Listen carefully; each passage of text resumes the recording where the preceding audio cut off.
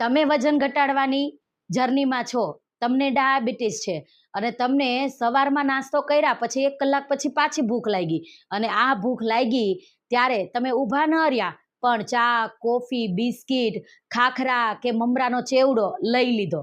જો આવું શિડ્યુલ તમારું પણ છે તો આ વિડીયો તમારા માટે છે. જ્યારે તમે જમ્યા પછી તરત જ કંઈક ને કંઈક ખાવ છો તો એમાં કાર્બોહાઈડ્રેટનું પ્રમાણ વધારે હોય છે અને જે તમારી કેલરી વધારશે. સાથે સાથે તમારા શરીરની અંદર બ્લડ સુગર કહેવાય ને કે નિયંત્રણ ઓછું થશે અને સુગર ઝડપથી સ્પાઇક થશે. આવું કરવાને બદલે તમે એક નિયમ પાળો. સવારના નાસ્તા પછી 3 કલાકનો કમ્પ્લીટ બ્રેક. એમાં કશું મોઢામાં પાણી સિવાય તમારે નાખવાનું નથી, જેથી તમારું ડાયજેશન પ્રોપર થાય સવારના નાસ્તાનું.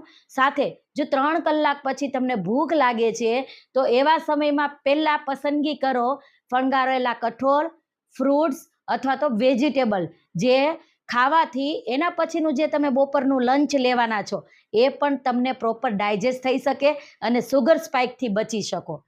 તમે પણ આવી કોઈ જર્નીમાં છો તો મને DM કરી શકો છો, વેઇટ લોસ યા ડાયાબિટીસ. હું તમને મદદ કરીશ. સાથે એવા દરેક ફેમિલીને આ વિડીયો શેર કરો જેમને નાસ્તા પછી તરત જ કંઈક ને કંઈક ખાવાનું મન થાય છે. વિડીયોને લાઈક કરો, શેર કરો.